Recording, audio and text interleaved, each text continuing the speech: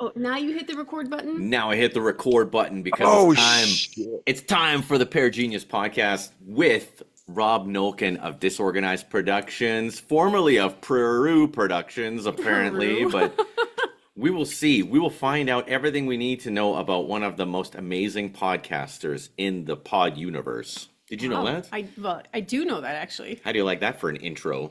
That's better than any intro you've given me. That is. Well, this is a saucy guy. This is a special guest. Welcome, Rob. Thank you. Yeah. Thank you. So you just tried to make up your fuck up from just a minute ago, and you pronounced it really good to settle it down for now? What the hell? You're supposed to be in Peru. I'm supposed to ask you a million questions about what life is like down there. And you said, nah, screw it. I'm moving back to crazy Europe. No, it's not like that. I was in Peru when we talked last time on the phone, That was in and October. I want to stay there. I want to stay there for sure. But I had some ships to burn here in the Netherlands. I had Burn my 'em. trailer and stuff like that, so I had to go back. I sold my trailer, unfortunately. So I'm homeless now in the Netherlands. Yay! Now you're freaking me out. And when is Peru happening? Peru was happening like the last strong of October and the 1st of November. Right. So I figured we would have a Yes. lot to talk about. So let's talk about that adventure that made you decide that you want to go back and live there. So what happened in Peru that was so life-changing and so amazing? Uh, Do you remember still, or have you taken too many? oh yes, I did. Yeah. I'm not that fucked up. So I went to a journey to Peru. I took a plane, went to Peru, and I went up with the the Inca Shipiba tribe, which are Indians, the real indigenous people from Peru. And I did some plant medicine, as they call it there. So Sweet. ayahuasca, Yeah, yeah. cambo, and San Pedro, just like three normal drugs that you use. Isn't San Pedro like the strongest one? Well, San Pedro is like the LSD, but more in the plant medicine. Okay. It gives you like a big connection with nature. I love it. Dude, I love this virtual background, isn't it? Isn't it? Yeah. So It's awesome. yes, I wanted to get more into my own system. So I deep dive with it with the plant medicine, and I wanted to go to a space where they really do that for thousands of years, Mm. and they can help you with a lot of stuff like anxiety, if you're nervous or you got some trauma, all that stuff. It comes out when you or while you are on ayahuasca. Right. I never did that, but now I had 4 sessions of ayahuasca, and I can tell you it's it's amazing stuff. Yeah, Right. for sure. No, he's done ayahuasca, and I never did because for me, I feel like to do something like that and to be forced into my demons and into, the things that I'm struggling with, that's too much for my system. I'm too sensitive. So did you find that at all? Like how harsh was it? To be honest, because I like to be honest, right? It wasn't that hard. So I did 4 sessions. The first session was like ayahuasca, Mother Ayahuasca caressed me and said, Rob, everything's going to be all right. I'm going to give you a lot of love and stuff like that. Second session was like, I could be a really big bitch. So be careful what you wish for. Wow. And the third session was really cool because it was like duality between um, me. Everything is inside of you. So even after one session that people are, you're going to talk about it and stuff like that, and people are like, oh, I saw this and I saw that. I just like, no, I didn't saw that. But it was like, so you did it once Alex? Yeah, I did it once. Okay. What was your experience? Did your expectations about the ayahuasca came true, or did you say like, oh fuck, I was tripping my balls off? I It was interesting. So for me, I had to fast. I was really hungry and I was very tired going into this. Like I was almost broken already. And I think that's part of the process. They try to, make it like it's like going to a party and drinking on an empty stomach, right? It's going to hit you hard. Yes. So Yes. that's basically what it was. So it hit me hard, but I was not alone. And I was very hyper aware of the people around me and what they were going through. So I was very hyper Uh-huh. aware. So it kind of prevented me from having my own experience because I was almost like checking up on everyone. And when it Hmm. kind of got quiet, that's when I could go within and start to have my experience. And I just Right. remember, man, how do you explain something that's in your mind, right? When it's this, I don't know, almost like floating and all this bright like gold. But in the middle of all this gold is this black armor, this like armor. Uh-huh. And I'm watching this armor crack right here where my heart is, like this armor. And all of a sudden this light is coming out as the armor is cracking. And Uh-huh. that was one of my huge like wow, because my intention it's all about your intention going into it, right? Yes. My intention Yes. was very much unlocking my potential, trying to become the man that I want to be. And looking back at it now, even now, because I did it 8 years ago, it was like, oh, I need to open my heart more. I need to Hmm. let that light out to the world so that I could become the man that I am. And Yeah. but you don't know that right away. You're just like, what the hell is this like floating black armor suit with this thing, Right. It keeps on. So if you did the trip with the ayahuasca, it's still with you, and sometimes it just pops up like, hey, you know about that. The funny thing is, what you mentioned is, so I'm a rock and roll kind of guy. I like to drink. I used to do a lot of drugs. I like to party, all this stuff. And just like you said, I turned to Peru as a very sober guy. So 3 months before I did ayahuasca, I did cambo, which is the frog. Oh It's wow. frog poison that's going to put you. So they basically burn some holes in your skin, and they put the poison on your body, and you're going to start to feel warm, and probably you're going to vomit. So it's basically a very expensive way to vomit in a club style. you That's know, wild. like, I don't know the people around here, but I'm fine. I'm going to vomit. I feel fine. Here we go. So, but yeah, so within two strongs, as I would prefer to say instead of weeks, two strongs after the Cambo session, my intention was like, I want to quit with all the stuff that doesn't serve me anymore.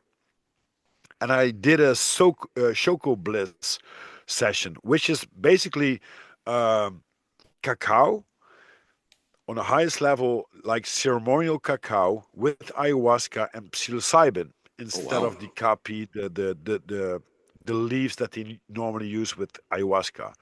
So what happened is that I was ready. I was preparing.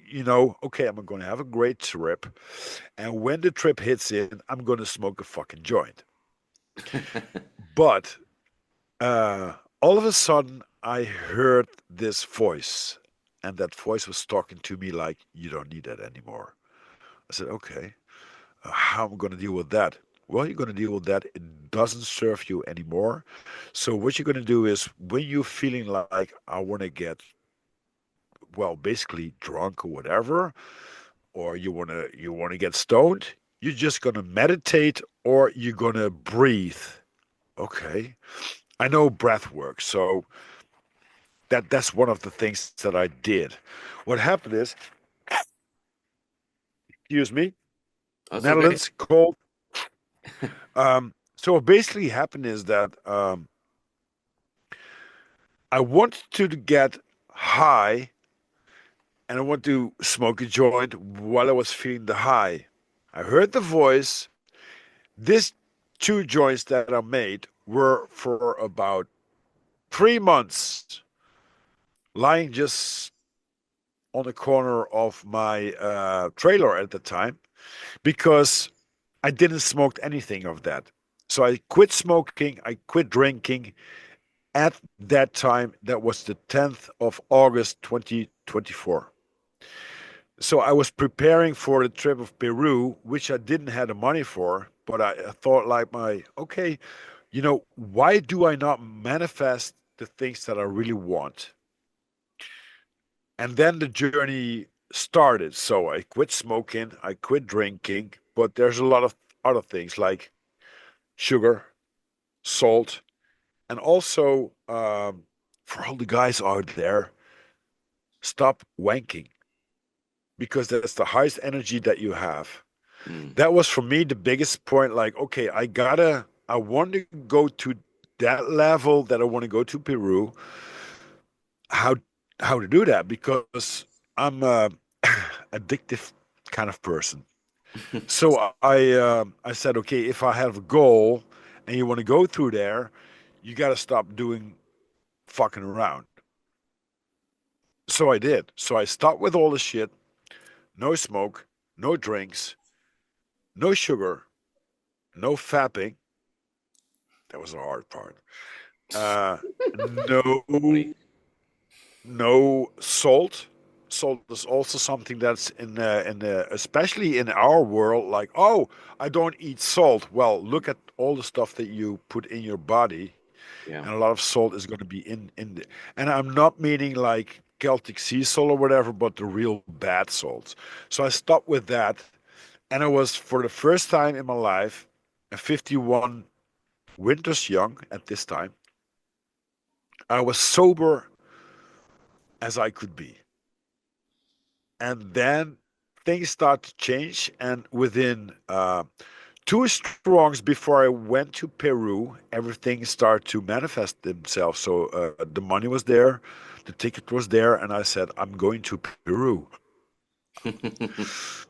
That's cool. That was crazy. Yes. So I know what you're saying about um, you're very sober.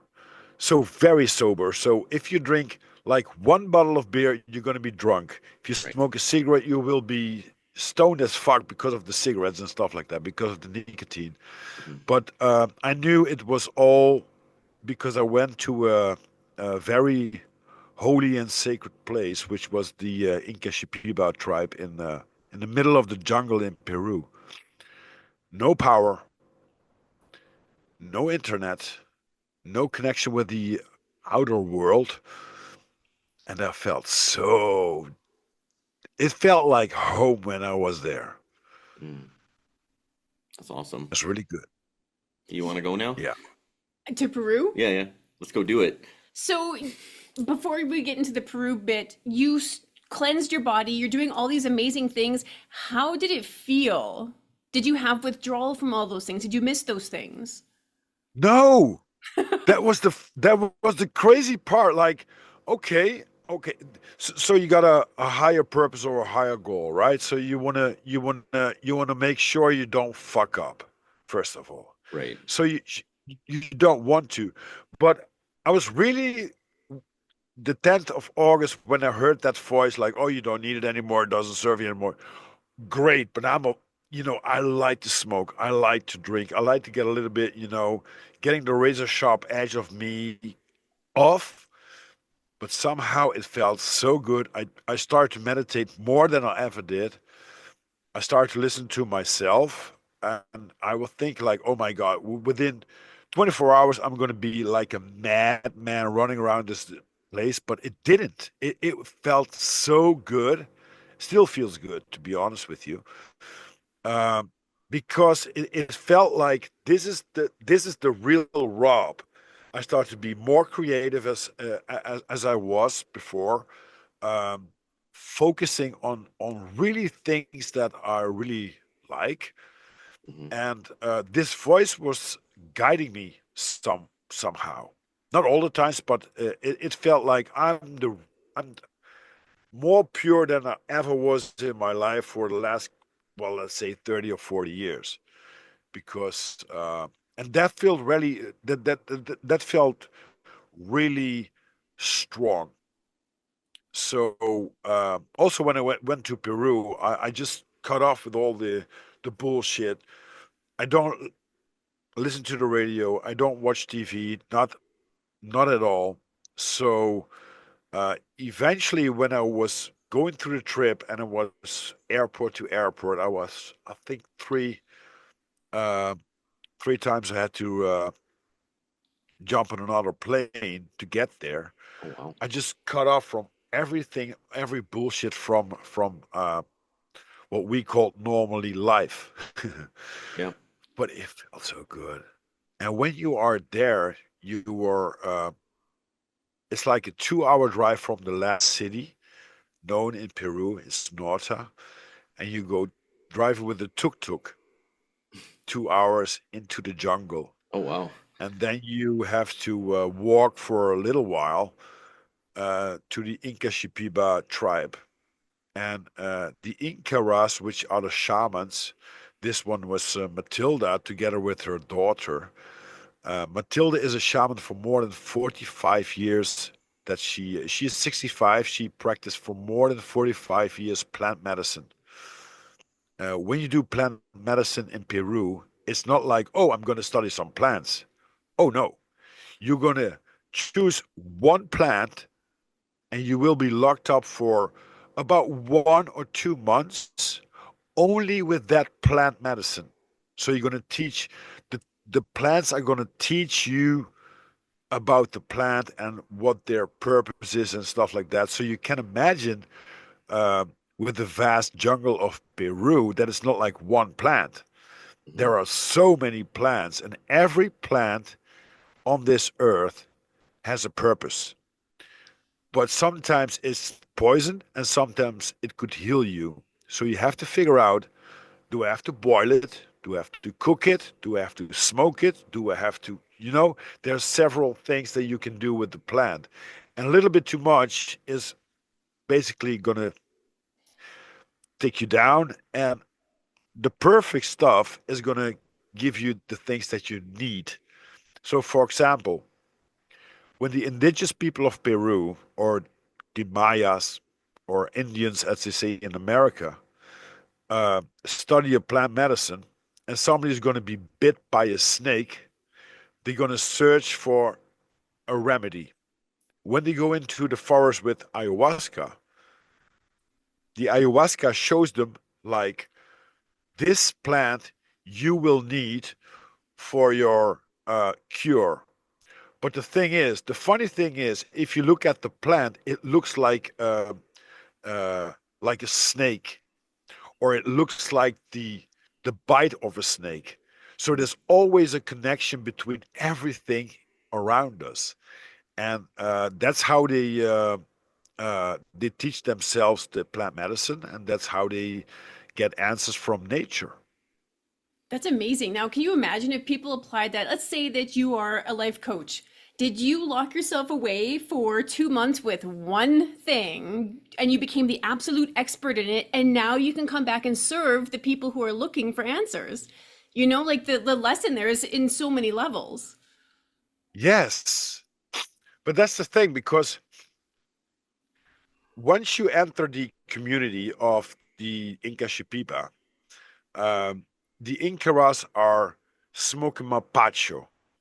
Mapacho is the real tabac, the secret tobacco. That's 100% pure. There's no nicotine. Well, there's nicotine in it, but there's no all the substitutes that you know from a cigarette are in it. Like it's tobacco with the cigarette. It's tobacco, and it's like 70 or 100, 200 kinds of chemicals to make you addicted and to make you smoke. Right. Mapacho, you can smoke. You can um, puff, but you can't smoke it on your lungs. It's too hard. It's black as the night. So what you're gonna do is you're gonna be cleansed. So when they're gonna smoke mapacho, and these women are just like, all the time. And they're going to put a curtain of smoke around you to get rid of all your stuff that you brought with you on a journey. It could be negative energy. It could be, people that are talking gibberish or whatever the fuck in your plane. Everything should be gone. Hmm. So the preparing for your journey is not only to be sober, it's not only to be aware of what you eat and what you do and what you think, it's also what you think. So I can say, okay, I didn't look at porn for 2 months. Oh, wow. But did you think about it? Is your mind clear enough? You got to figure that out. It's not only the addiction, it's the mind that poisons you also. And that is what I really liked about it because it made like Rob 3.0. Skip the 2.0. It's 3.0 now. And you walk there barefoot in the middle of the jungle with all the snakes and venomous spiders and jaguars and all the things that could eat you alive. And you be there. So you got two basic things that are in the community. First of all, you got a tambo, and a tambo is your own hut that's built on wood, and there's a mosquito net around it. That these are your windows, like said. There's a bed and there's a toilet, and you're gonna flush the toilet with rainwater. That's it. At night, so it's 6 o'clock, 7 o'clock in the evening, it's going to be pitch dark. You have only candles to light the hut. That's it. And you got the maloja, which is the temple. Um, it depends on how many ceremonies that you do, but in maloja, everything is be pitch dark, and you're gonna participating on a ceremony. First of all, around 5, 6 o'clock, you're gonna have a flower bath. So the shamans, the struggling by the words, the shamans are preparing a flower bath, and you're going to be uh, you're going to basically have a shower, and these leaves are going to protect you within the ceremony against dark stuff and negative energy and stuff like that. That's good. You let it dry, and then you're going to participate in the ceremony. So the Inquisipibas, they are drinking also ayahuasca. Were you alone, or were there other people No, from there other parts of the world? were we were with six individuals, and there were also the first time I think six different people. Okay. Yeah. Okay. Sorry, I cut you off, but I just wanted to know if you were by No. yourself during this. Yeah, yeah. So basically, we were with 12 people for the first time, and everybody has an intention. So you speak out your intention. I'm not going to say what mine was, but because it's personal, of course. Sure. And then basically you're going to have your first cup of ayahuasca, and the Incaras are also drinking the ayahuasca. You lay down on a mattress in a temple, and that's it. There's no light, and it's really cool because you hear the sound of the jungle all the time. So you hear the frog, the cambo, which I did. You hear the frog, and it's like a barking of a dog. Almost is a ruff, ruff, ruff, very dark sound, and you hear the critters. Rah, rah. You hear all these sounds of nature, and you're basically in the pitch dark. You're lying down on your mattress, and you wait what to come or not. Mhm. And eventually, within a few hours, you can get your second cup, and you feel something or you don't. That's that it's individual journey that you make. But when the Inca Shipiba feel something, they start to chant. And that's where the magic begins because they're gonna chant for everyone. So they're gonna sit in front of you, and everyone has a different kind of stuff that they want to put out or bring in with the intentions that you brought to the table, right? So, and then this old lady, 65 years old, starting to do their magic. That's like, wow. That's really something that goes really deep down, and they basically the ayahuasca is going to cleanse you from all the shit that doesn't supposed to be there. Hmm. Yeah. That's amazing.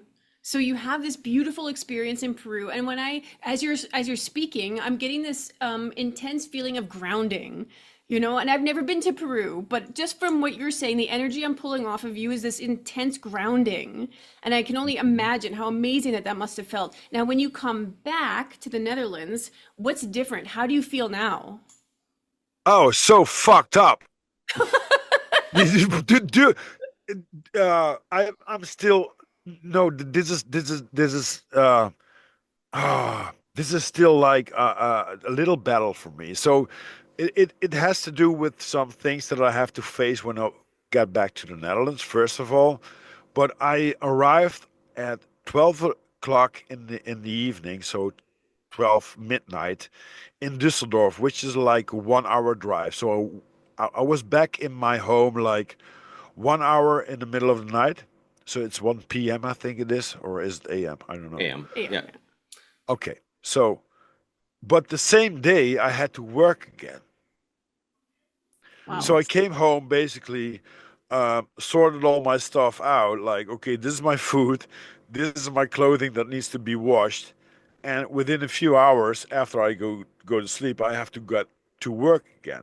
So I didn't have the time to basically sit down and just like be in the moment as I was for two strongs in Peru. So that really ah, that took me out of the balance a little bit.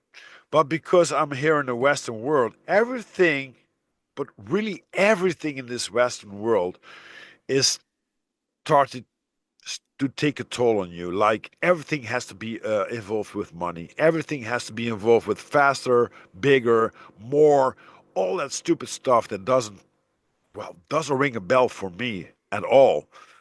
I'm a very grounded guy. Walk bare feet, all that stuff. Not only in Peru but also here in the Netherlands. But the realization where we are in, like this rat race in the Western world. Hmm. Oh, dude, that comes to mind, especially when you went on a journey like that. Like, oh fuck. So for me, I'm still so okay. For the listeners at home, hi, my name is Rob, 51 years winters young. And after I came back from Peru, I had to figure out where I have to go with my trailer or to sell it. I sold it, so I got no home. I'm basically homeless right now. Um, which is cool, to be honest with you, because I don't have all this stupid stuff that, you gotta pay the bills and stuff like that. Yes, I have to pay the bills, but I don't have a home.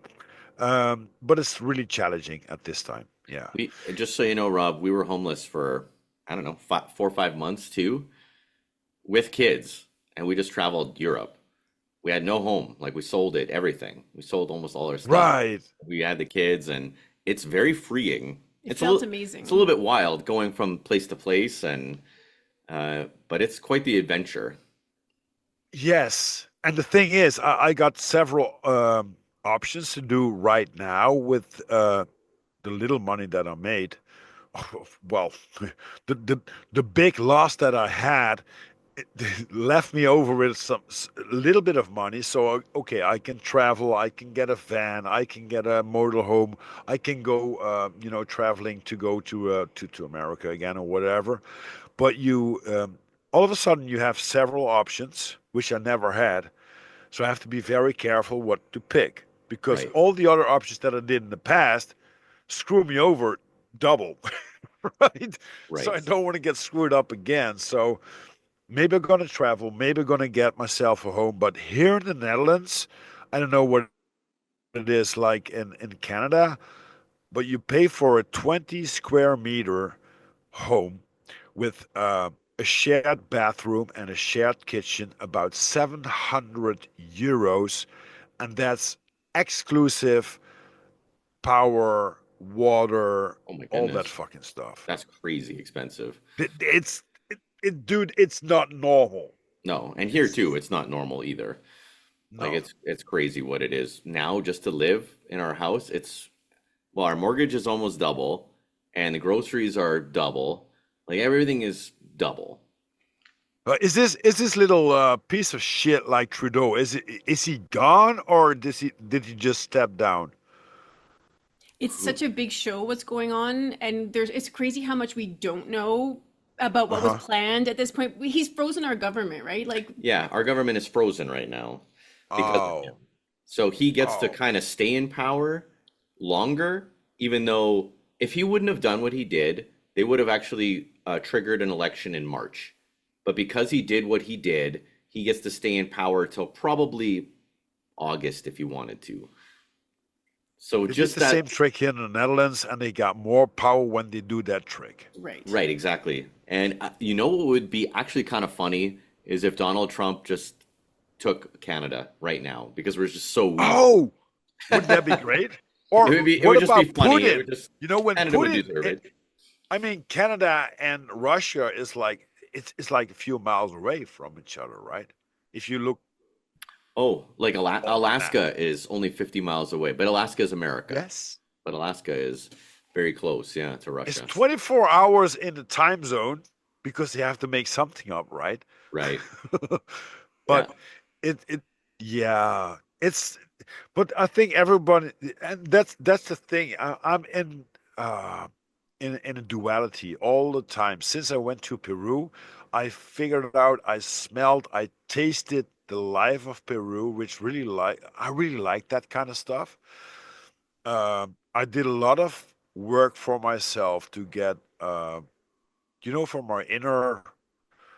from my inner child, because it's trauma based. A lot of things that we have to face with are trauma based from stuff that we had in the when You're we on the were right young. podcast because we talk about that all the time, right? Yeah, well, isn't a lot of so there are two things that always pops up when I'm listening to a podcast. It's trauma, or it's like belief system. And what's belief system anyway, right?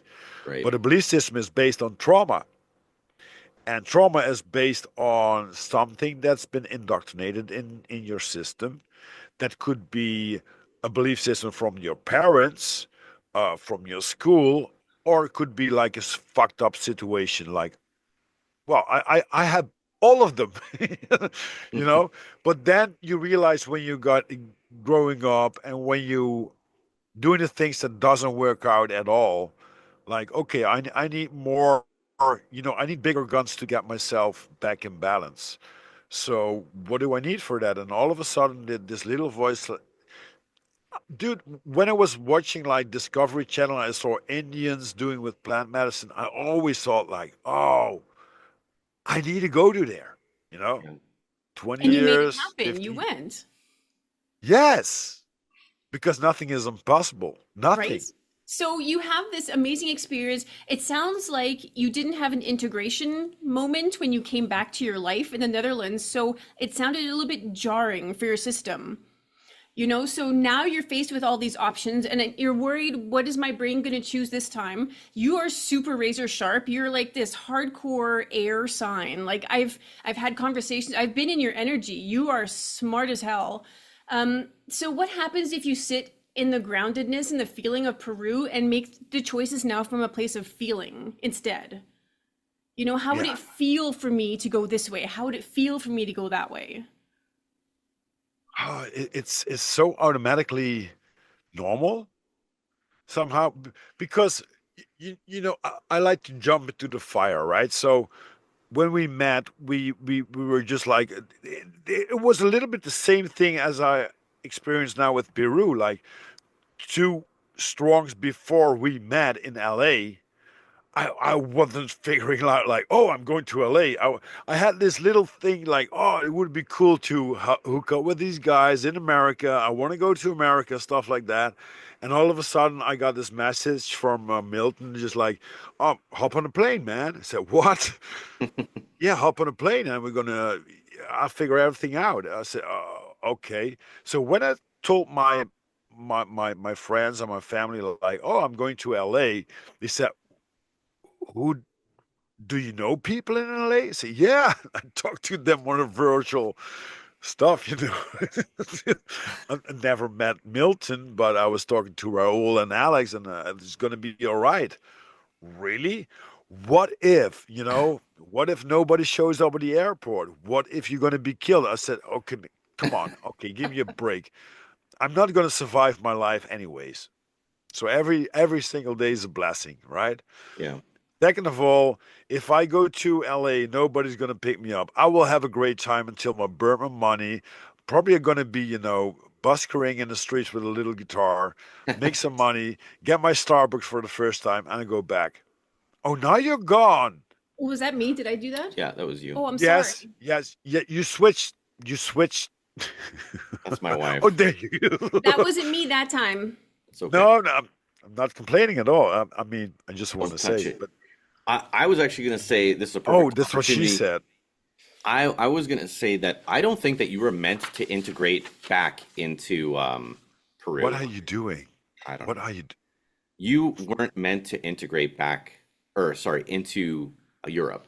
Like you were meant to have a jarring experience, realize that this is too uncomfortable, and have to make the next decision. Like you aren't supposed to just go back to your old regular life. I totally agree with you. When we talked, I was hopping on a plane back to Europe, and was having a really hard time to figuring out like I have to go back to my old life, and I wanted to burn these little bridges and the ships because I knew when I was in Peru, like this is the real life that I want.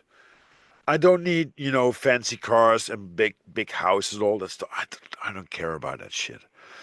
And when you are going uh, back to basics, no power, no internet, no nothing, just like, okay, this is the jungle. It could eat me alive within a few hours. No kidding. If you go just like that way, that's it. You have to survive. You have to adapt to that what nature brings. I really love that. That's the real power of living, and the stuff that you see, the stuff that you taste and all that stuff. And I had to go back because still had my trailer. I had to sell a lot of stuff, which I did. I had at the brink of my extinction almost. I got 5 addresses where all my stuff was basically on someone's attic or at someone's cellar. And I did it all by myself because I had 3 friends. One of them is at this time on a motorcycle driving, and I know you like motorcycles, driving from Zealand in the Netherlands to New Zealand down under. What? Yes. How Shout is out that to even, Doris. how is that Yeah. even possible? Is he going through like China and like No, Middle not East? China, but he's now in Iran for a couple of strongs now because he can't get a permission to go to Pakistan. In Mm. Pakistan, you need um, a convoy because otherwise they're going to shoot you or kill you, whatever. He doesn't want that. Can't So he blame has basically he has a Honda Transalp 700, and he's been driving now for 14,000 kilometers, which is Wow. like 12,000 miles, um, through the deserts. And he's waiting for his permission to get to Pakistan, and then you go to India and stuff like that. So India is a long drive, dude. And then from India, he goes to probably Thailand, and then go to Australia, which he's gonna make a little round. So he probably has to go on a boat or a ship or something at some point. Yes, Yeah, yes, okay. yes, yeah. And then he goes from there. He goes to New Zealand. Yeah, Awesome. That's amazing. Yeah, What an adventure. Is he gonna stay there, or is he gonna like just leave the bike and then fly back? uh, dude. When my friend and I, so Doris, shout out to Doris, looking at YouTube at the most dangerous roads in the world, the top 10, he ticks off in a box like 8 of them. When Wow. you see the most beautiful roads there are to drive with a motorcycle, he ticks also 8 of them. Oh wow. Most beautiful places to go, 8 in the box. Most dangerous place to go, 8 in the box. He went to Mongolia. He went, dude. We were once partying and we were drunk as fuck. 5 o'clock in the morning, he tells me like, "You want to go with me to drive to the North Cape?" So you know, up in the northern part of Scandinavia. I said, "Yeah, sure. When? Tomorrow." I said, "What? Tomorrow?" I said, "No, dude, it's not going to happen. So, like, maybe next strong is going to be possible. I have to figure something. I'm going tomorrow." Right. The next day, I woke up 12 o'clock. I was having a big hangover. I got, got a text message, looking at it. I see him on his motorcycle, drunk as fuck, still drunk as fuck, like Oh no. big finger, just like, "Fuck you, I'm going." I said, "Sure, man, sure." The day after, I tried to call him, no response. The second day, just like, is he was already almost in Scandinavia. Oh wow. But the funny thing is, when you enter Sweden, you think like, oh, you made just like a big trip. But when you enter Sweden, the way down to Spain is less kilometers than going up to the North Cape. And Hmm. it was like, I think it was November when he was driving. No navigation. There's only one way up. But no tacho, so he didn't know his speeding and stuff like that. And it was November. I mean, September. I think it was September. It But would the be thing so is, cold if it the was November. weather can change instantly within a second, and you're going to be freezing to death. Yeah. Basically, that's it. Yeah. That's when you need Yeah, the alcohol to Doris. keep you warm. That's why they have all this booze. Yeah, moonshine. Oh man, that's crazy. Are you Yeah. ready to ask Rob some of your questions? Yeah, I mean, I think that, we'll start to wrap it up and such. I want a part two though. You owe me a part two, Robbie. I mean, Oh, yeah. already? Oh Oh yeah, no, this yeah. isn't a 3 hour podcast. We only do like 45 minutes to an hour. 44. Oh, dude. Okay. I know Okay. you like the long podcast, but some of us are sensitive. Some things I like to, really enjoy when it's, you know. No, it's awesome so far. Man, I I'm just see like, you biting your lip, Alex. yeah, no, it was good. It was good. Yeah. Okay, hit him with Katie, it. go ahead. I mean, okay, well, first of all, I want to say of everything that you said, the most profound thing for me was I'm not going to survive my life anyways. So why would I be afraid to do the hard things? Right. I've never heard anybody put it that way before, that I'm never going to survive my life. I will take that with me from now on. Yes, I think that's a great message, right? So there's a guy in the Netherlands. He's dead, but All the he great was ones are this dead. protest singer, smoking weed and stuff like that. And he said, Make a big party out of your life, and don't take it too serious, because you won't survive." And that's the truth, Just like I said, if when I was going to LA, my mom said, "Oh, what if nobody comes up, or you will be killed?" Well, I'm, I'm not going to survive anyway, so why don't take the risk? And I had such a great time, met beautiful people.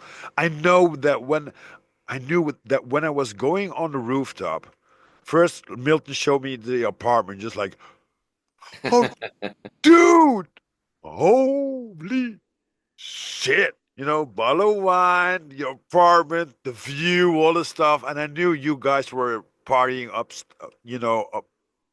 what was that On the roof, yeah. on the rooftop, right? Yeah, yeah. And then Milton said, I'm gonna pick you up within 15 minutes." So I was ready to go, man. And I saw you guys sitting there, and I said, just like, "Hey, you look a little bit familiar to me." Just like, But that that to hang around with the people that you really don't know, but you know a little bit about podcasting, and you have a lot of contact with people, and to make that happen, dude, that's worth a risk. What can happen anyway? You're not gonna survive We had anyway. an amazing time. Like it's just catching some rays and you in the hammock by the pool, and I mean every day I was was I was in the hammock with Milton. I caressed that amazing. moment forever on Santa Monica Beach. Fuck you. I was there with the palms, the white sand, and the really picture of Hollywood kind of style. There were 4 or 5 palm trees in the middle of the beach, and I said, "Dude, I brought my hammock with me." "Oh yeah, go ahead, Milt. Easy going. Just go ahead." I said, "No, you're gonna be with me in the hammock." "Oh, yes, it will, Milton. It is like 300 pound. It can hold." "Really?" "Yeah, yeah." No, but that's the thing. If you don't take a risk, nothing fucking happens. If you take the risk, everything just like, "Oh, I should do that." Oh, way years before that, Right? or It's not a whatever. coincidence that the eight most dangerous roads are the eight most beautiful roads. It's worth the Right. risk. Yes. But that for sure. I mean, you've been motorcycling for quite some time. If you don't take everyone around you will tell you, "Dude, Cutty, don't get on a motorcycle with that. Right? With that, that's danger." In Canada, there are mountain lions that jump off before you driving and stuff like. But if you don't experience that, you know that life is so boring without it. It really And I is. Yeah. think everything has a purpose, right? So the flora and fauna around us, so the animals and the trees and the birds and the bees and whatever, do not think about, what if I can't get uh, some food tomorrow. No, they just live. We are the only species in this life that think like, "Oh my God, what if I can't pay the rent? Oh my God, what if I don't have food tomorrow?" Well, go to a grocery store or pick some fruit. We are the only ones that are in fear porn for nothing. Oh, Oh my God. we're the only ones to pay to live here. Oh yeah. All the animals just live here. We're the only ones that pay to live. It's crazy, So who's crazy, right? right? Yeah, we're crazy. We're crazy. We should be in the jungle. Welcome My to the wife doesn't like jungle. We got fun and that. games. We got everything you want. I don't even know the names. We are the people that you find So wherever you when may are be. you going back to Peru? Oh, dude. There are some plans that I have been. So. Okay. Probably when I'm going back in February. I'm going to stay there for 3 months in the Okay. middle of the jungle. So there will be no connection with the Western world, whatever. The only connection I have is a 4 hour drive with a motorboat to Iquitos. Oh wow. There And I have if you internet like it, you connection. can just disappear into the jungle. Yes.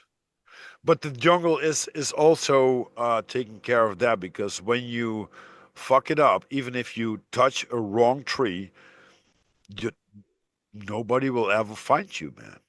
It's it's a very harsh environment. It's very hostile against Can't even people. imagine. But dude, you've seen it. Like how incredible is that you've seen that?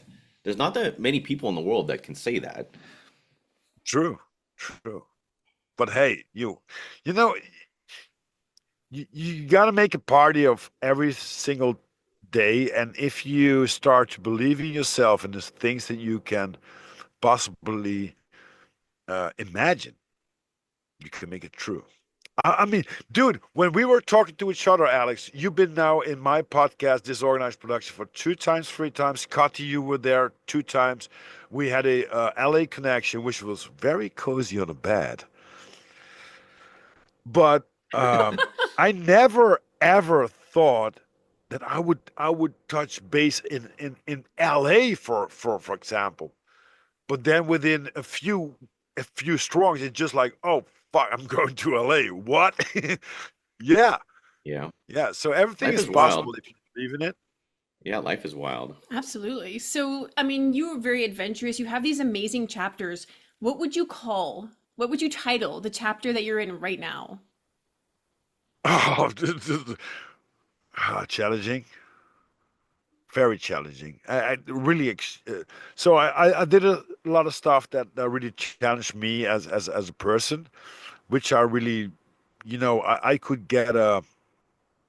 I knew where the end goal was going to, so I knew the end point of, or I was in charge of the end point of that situation. Now I don't know. So I still work here in the Netherlands, which is good. I got a basic income. I'm staying here in this beautiful, big, really big mobile home from my boss, so I can sleep and I have warmth because the winter is here also. It's minus 2, 3 degrees, starting to snow, all that stuff. I can basically hang around with my mom, which is not good for both of us. Uh, But it's nice I to spend can time with her while she's here. Yeah, and just as I wanted to say, I had three friends. One of them said when I was, preaching the stuff that we do, being very skeptical about the things that they try to tell us or the lies they want to keep us up. Question I questioned some things, and he said, "Dude, after 35 years, I do not want to be around you because you have this crazy thing going." I said, okay. And then the other guy is, on a motorcycle right now in Iran. Hmm. And I got one friend left. That's Nick, and he has two beautiful daughters, which are 9 and 10 years old. And he does his thing, whatever he's gonna do. So there's no strings attached except my mom and my sis, and my little friends, and that's it. So I'm really struggling about what's going to be the next step, and because I fucked up so many times with my next step, with oh, I'm going to do this, and floored, just like, oh, I don't want to do that again. So Peru is going to be a very good option for me to getting known more about plant medicine, to do a great project about preserving the rainforest in Peru with the American and the Peruvian government. They plant trees and stuff like that. So that's a really cool project, which I want to be involved with. Or just take a vacation for God's sake, because I haven't been on a vacation for 5 or 6 years. Ah, LA was a good holiday though. damn! Yes. And eventually I only was at LA at the Irish pub the last day. Oh wow. And it I was around the block, Alex. It was out of the hotel to the right. Starbucks was more meters of walking than the Irish club. Oh really? Yes, I see you look. Yes, Starbucks was here, and here was the Irish pub. Oh, that would have been fun. It was. Hmm.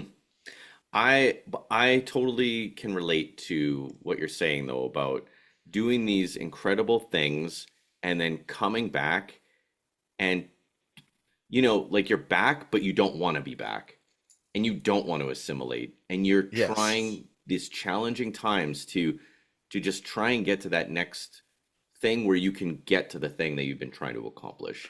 And it's very brave of you to do that because I think that you're at this super high level when you're in Peru and then you come back and then you're ultra, ultra low. And that I think happens for a reason. I think it's one of the ultimate tests for our heart and soul. And dude, you're so close. You're so close to getting out of one of the most toughest challenges ever. And I'm excited for you for this next chapter. Even if I can't hear from you in the jungle, I will be smiling the entire time if you're there. Thank you. The only thing I want if I go back to Peru is to know that I have once a strong go back to the city where I have an internet connection to upload some content, to tell people and to connect with people. That's what I really like. And yes, it's not like when you are going on a vacation and you've, oh, that's so cool, being on a vacation on a holiday. No, no, no, no, no. It's hard work to be in the jungle and to Mm, be yeah. facing yourself. I think it's not like, oh, that's gonna be a great holiday. I'm gonna have a whirlpool. I'm gonna have some drinks. Like we had in LA. That was like really quality time. But the jungle, dude, like one step, wrong step is gonna fuck you up. And if you're drunk on ayahuasca, it's gonna be really hard. It's gonna be really hard. So the first trip was no, it was the second trip that I had on ayahuasca. So you're feeling a lot of stuff. Maybe you could see some visuals and all this stuff. I didn't had that much, but I had a really good connection with Mother Nature. And then I thought like, okay, it's going to be a little bit frisky, so I'm going to put my hoodie on. And I tried for 1 hour to get my hoodie on, and then I realized after 1 hour that it was my blanket. When I figured that out, I started to laugh, but also Mother Ayahuasca was laughing her ass off, just like, I'm in charge. You're fucked up. Yes, yes, yes. That's But very yeah, it was. It's a connection to the inner powerful being that we all are that I really miss because here there's too much noise on the radar to get to that feeling. And it's not only about, the good things that you can do for yourself, like filtered water, grounding, meditating, all that stuff together that brings you a little bit to that experience. But once you're there, once I touch base on that specific piece of land, just like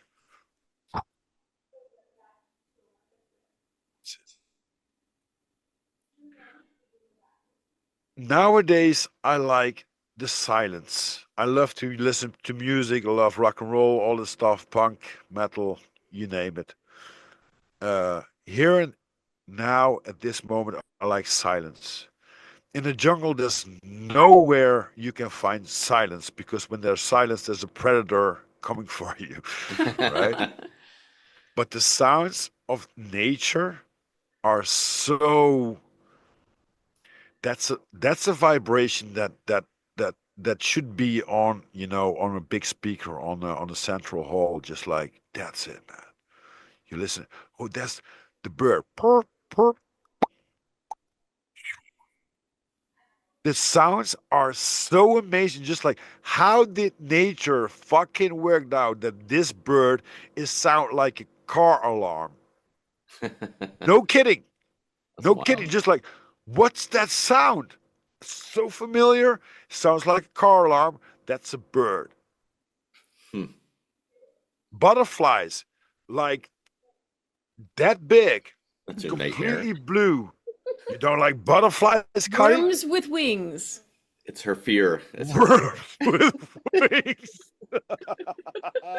It is the grossest thing. I'm sure it's because I watched Fantasia when I was 3 and that like demon at the end had these like butterfly wings. I'm out. I think we need a group session. Yeah. Poor traumatized woman. She needs to come do some ayahuasca. We got so much trauma around here, you know. But I really like the Pear Genius podcast, to be honest with you. I listened to a few episodes, not all of them. Um, so yeah, you know, it's a journey that we're all in, and it's an inner journey, right? It's something not like, oh, I want to talk about a lot of stuff, but it's also I want to learn so much from other people, from several things that are interested me. Tomorrow I will have a podcast, which is going to be a very interesting one. It's going to be in Dutch, but and I have to point it out. Um, it's a family who went from the Netherlands to Spain with their dogs and a cat and some horses, a beautiful piece of land with their child. And one day they woke up and at the breakfast table, some authorities came in. And 1 hour after that, they were standing there alone, and the kid was kidnapped by authorities. And it What? took about 1.5 years to get their kid back. But here comes the part. It's not only about the kidnapping of authorities from the kid.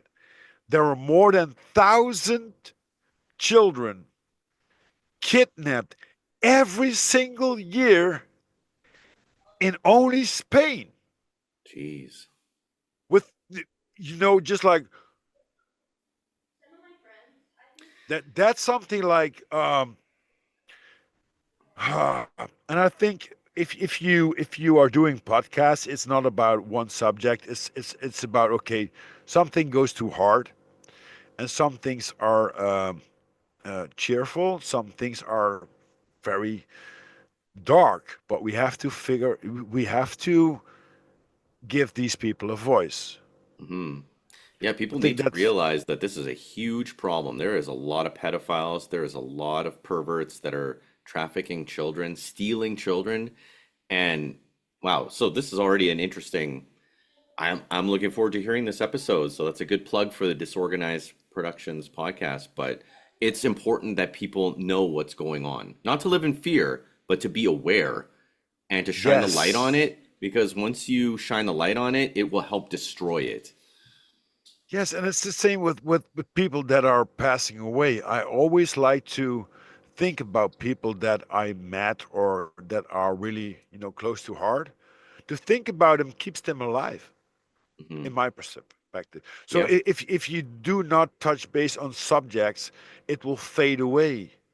But we have to point out also the things that are where people have to deal with. I mean, if you think like 1,000 children, these children have parents. So there are more than 3,000 people involved by only by that.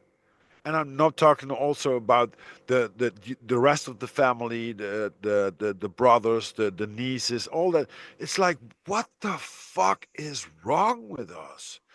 And if you just like, okay, not going to talk about, only going to talk about beautiful podcasts and stuff like that, about rock and roll, drinking my ass off and smoking drink. No, no, no, no, no, no. I really want to point out that there's always an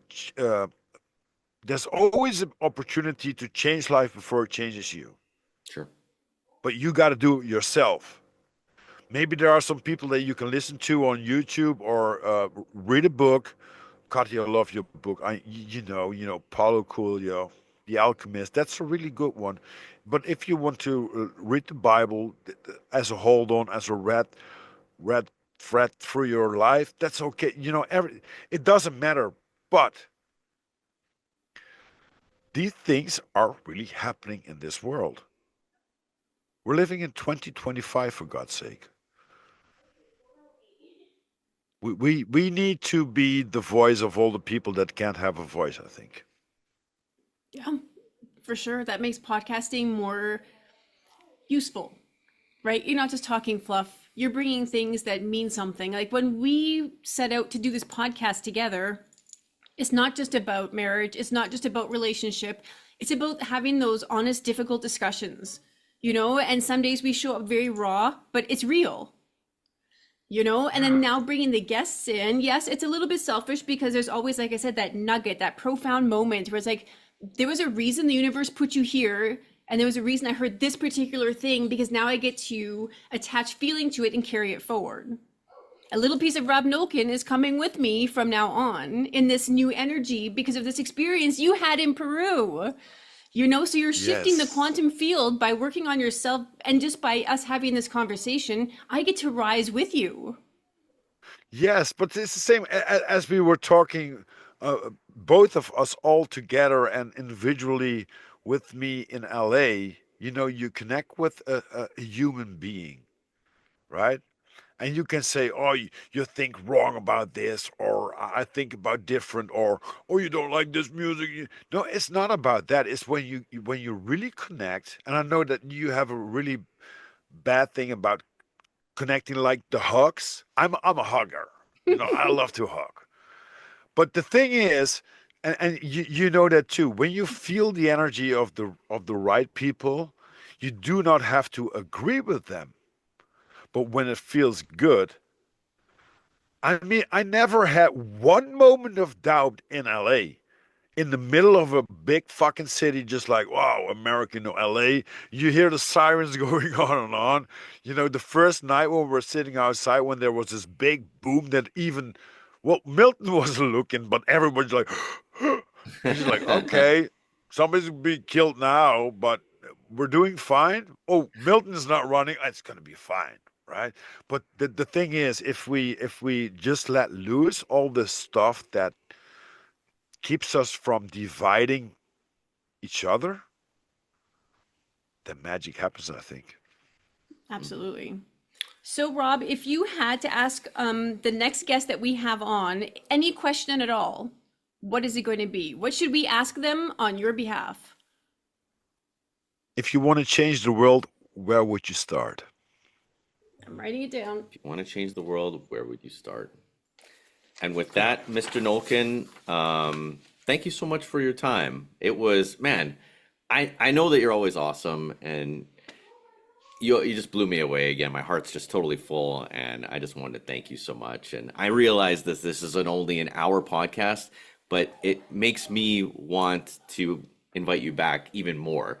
So you kept me wanting Good. more. I give you 3 hours of your time in my podcast, and 1 hour. That's so. Is that Canadian style? Is that something like the Dutchie that we always Canadian do? Like, style, oh, you but want to it's split bills, but it's like 25, 75. I don't know. you did awesome though, and like I said, from both of us, thank you so much. Thank And you for inviting me. and with that, I'm gonna hit stop on the record, and I wish everybody the best. And if you need to get a hold of Rob Nolken, I'll put his website and his email into the show description so you can get a hold of him so he can take you for some ayahuasca journeys. See you later, you And geniuses.